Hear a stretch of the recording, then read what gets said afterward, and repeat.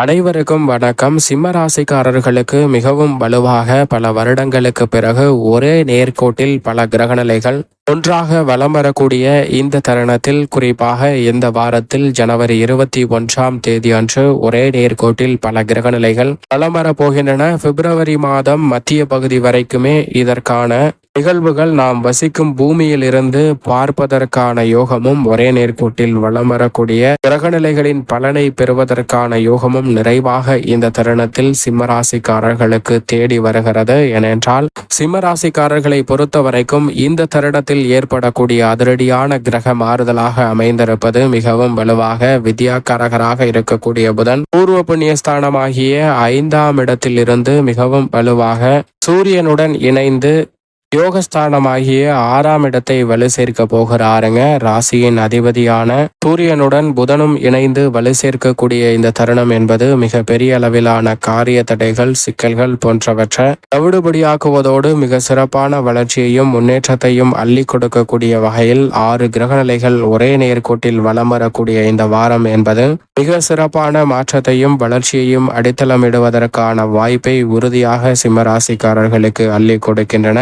எனவே சரியாக பயன்படுத்திக் கொள்ளுங்கள். இதிலும் குறிப்பாக இந்த வேளையில் மிகவும் வலுவாக 2, 3, 4 ஆகிய இடங்களில் சந்திரன் வலம் பெறப் போகிறார். சந்திரன் எடுத்த காரியம் அனைத்திலும் வெற்றி வாய்ப்பையும் முன்னேற்றத்தையும் அள்ளி கொடுக்கக்கூடிய சிறப்பான அமைப்பில் வலம் வரப்போகிறாருங்க. சந்திரனின் அமைப்பால் பல்வேறு வகையான காரிய தடைகள், சிக்கல்கள் முற்றிலுமாக விலகுவதோடு முன்னேற்றத்திற்கு வழிவகை செய்யக்கூடிய வகையில் பல வாய்ப்புகளையும் சந்தர்ப்பங்களையும் எளிதில் அள்ளி கொடுக்க போகிறார் சிம்மராசிக்காரர்களுக்கு சந்திரன். இது மட்டுமல்லாது ராசியின் அதிபதியான சூரியனும் யோகஸ்தானம் என்று சொல்லக்கூடிய 6ஆம் இடத்தில் வலுவாக வீற்றிருக்கும் போது அவரது நட்பு கிரகமாக இருக்கக்கூடிய புதனும் இணைந்து யோகஸ்தானத்தை வலுப்படுத்துவதால் இந்த தருணத்தில் வித்யாகாரகரான புதன் மற்றும் ராசியின் அதிபதியான சூரியனின் அமைப்பால் பல்வேறு வகையான நல்ல வாய்ப்புகள் தாமாக உங்களுக்கு தேடி வருவதற்கான யோகம் உண்டு. புத ஆதித்ய யோகம் நிறைவாக கிடைப்பதால் பல கனவுகள் உங்களுக்கு நினைவாகும். நீண்ட நாட்களாக தடையை மட்டும் சந்தித்து வரக்கூடிய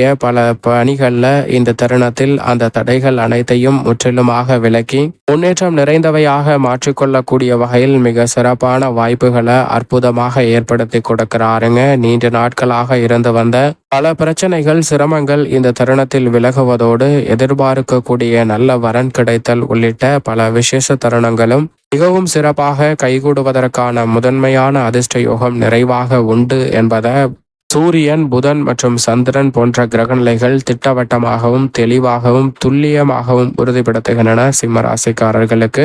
அது மட்டுமல்லாது ராசியின் அதிபதியான சூரியனுக்கு நட்பு கிரகமாக இருக்கக்கூடிய குரு பகவானும் கர்மஸ்தானம் என்று சொல்லக்கூடிய 10ஆம் இடத்தில் இந்த வாரத்தில் வக்ரம் பெற்று சஞ்சரிக்கிறார். இந்த வாரத்திற்கு பிறகு வக்ர நிவர்த்தி பெற போகிறாருங்க. எனவே நீங்கள் நினைப்பதை காட்டிலும் இந்த வாரத்தில் இருந்தே நல்ல பலன்களை உறுதியாக சந்திப்பதற்கான அற்புதமான வாய்ப்பை முழு சுபகிரகமான குரு ஏற்படுத்தி கொடுக்கிறாருங்க. இழப்புகளை ஈடு செய்யக்கூடிய வகையில் தாமாகவே பல நல்ல வாய்ப்புகள் உங்களை தேடி வருவதற்கான முதன்மையான யோகம் நிறைவாக கிடைக்க போகிறது. வெளிநாட்டு வேலை வாய்ப்பு, குடும்பத்தில் வருமானத்தை உயர்த்தி கொள்ளக்கூடிய சந்தர்ப்பம் போன்றவை தாமாக உங்களை தேடி வரங்க. மிக பெரிய அளவிலான சிக்கல்கள், சிரமங்கள் அனைத்தும் இந்த தருணத்தில் விலகி மிக சிறப்பான வளர்ச்சியை உறுதியாக சந்திக்கக்கூடிய வகையில் பல நல்ல வாய்ப்புகள் உண்டு. அது மட்டுமல்லாது குரு பகவான் 2, 4, 6 ஆகிய இடங்களை பார்க்கிறார். தனஸ்தானமாகிய குடும்பஸ்தானம், சுகஸ்தானமாகிய 4ஆம் இடம், ரூணரோக சத்ருஸ்தானம் என்று சொல்லக்கூடிய 6ஆம் இடம், இந்த இடங்களை பார்ப்பதால் குருவினுடைய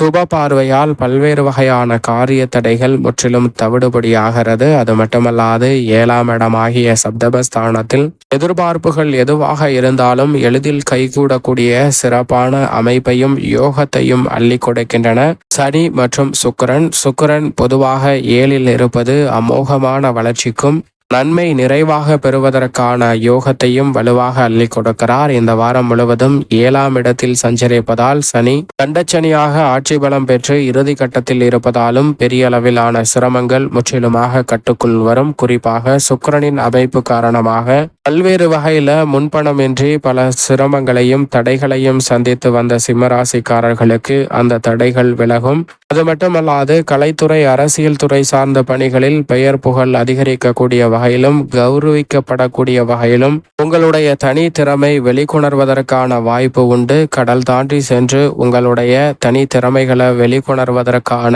அற்புதமான யோகமும் இந்த வாய்ப்பில் தாமாக உங்களுக்கு தேடி வருவதற்கான சந்தர்ப்பத்தை நிறைவாக அள்ளி கொடுக்கிறது. எனவே சுக்கிரனின் அமைப்பு பல்வேறு வகையில நினைத்த காரியங்களை திறன்படவும் சிறப்பாகவும் செய்து முடிக்கக்கூடிய நல்ல சந்தர்ப்பத்தை ஏற்படுத்தி கொடுக்கிறது. அதோடு மட்டுமல்லாது 7ஆம் இடத்தில் சுக்கிரன் இருப்பதால் இந்த தருணத்துல புதிதாக மனை வாங்குவதற்கான நல்ல யோகமும் நிறைவாக கிடைக்கும். அதோடு மட்டுமல்லாது மிக பெரிய அளவுல இருந்து வந்த தடைகள் இந்த தருணத்தில் விலகுவதால் புதிய அசையா சொத்துக்கள் வாங்குவதற்கான முதன்மையான யோகமும் சிம்மராசிக்காரர்களுக்கு நிறைவாக கிடைக்கிறது. எனவே சரியாக பயன்படுத்திக் கொள்ளுங்கள். ஆனால் கண்டச்சனியாக சனி 7ல் இருப்பதால் எதை செய்தாலும் அதை நிதானத்துடனும் பொறுமையுடனும் செய்வதற்கான நல்ல யோகம் நிறைவாக கிடைக்க போகிறது. கண்டச்சனியின் இறுதியில் இருப்பதால் சிரமங்கள் குறைவு என்றாலும் அஷ்டம சனியின் ஆதிக்கம் மிக விரைவில் துவங்க இருப்பதால் அனைத்து வகையான பணிகளிலும் அவசரம் காட்டக்கூடாது, உணர்ச்சி வசப்படக்கூடாது. நிதானத்துடனும் பொறுமையுடனும் பல பணிகளையும்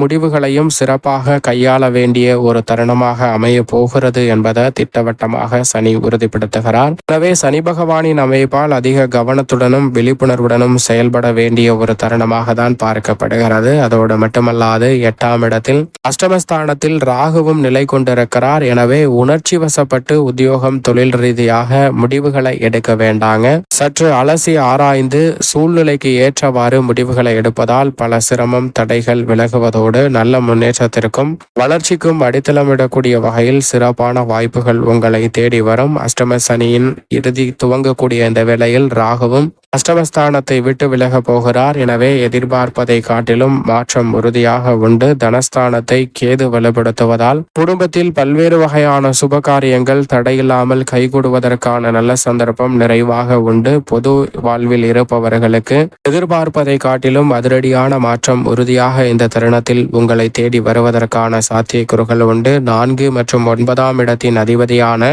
செவ்வாய் மிக வலுவாக வக்ரகதியில் லாபஸ்தானத்தில் வீற்றிருக்கிறாருங்க. லாபஸ்தானத்தில் செவ்வாய் அமர்ந்திருக்கக்கூடிய இந்த வேளையில் வருவாய் அதிகரிக்கும். எதிர்பார்ப்பதை காட்டிலும் ஆதாயம் நிறைவாக கிடைக்கக்கூடிய வகையில் பல நல்ல மாற்றங்கள் நிறைவாக உங்களை தேடி வருங்க. இந்த தருணத்தில் புதிய அசையா சொத்துக்கள்ல முதலீடு செய்வதற்கான நல்ல சந்தர்ப்பமும் சிம்ம ராசிக்காரர்களுக்கு நிறைவாக கிடைக்கிறது. மிக பெரிய அளவில் இருந்து வந்த பல பிரச்சனைகள் சிரமங்கள் முற்றிலுமாக அகழ்வதோடு மட்டுமல்லாது புதிய வாய்ப்புகளும் சந்தர்ப்பங்களும் நிறைவாக வளர்ச்சிக்கு வித்திடக்கூடிய வகையில் அமைவதற்கான அற்புதமான யோகம் உங்களை தேடி வருகிறது என்பதை செவ்வாய் உறுதிப்படுத்துகிறார். எனவே இந்த தருணத்தில் கால்நடை வளர்ப்பு போன்றவற்றிலும் நல்ல வளர்ச்சி உறுதியாக கிடைப்பதற்கான முதன்மையான யோகம் உங்களை தேடி வருகிறது. மேலும் இந்த தருணத்தை சிம்மராசிக்காரர்கள் மிக சிறந்த மகிழ்ச்சிகரமான தருணமாக மாற்றிக்கொள்ள நிச்சயமாக சிம்மராசிக்காரர்கள் அருகாமையில் உள்ள ஆலயம் சென்று 9 தீபம் ஏற்றி வழிபாடு செய்யுங்கள். அப்படி செய்வதால் நவகிரகங்களின்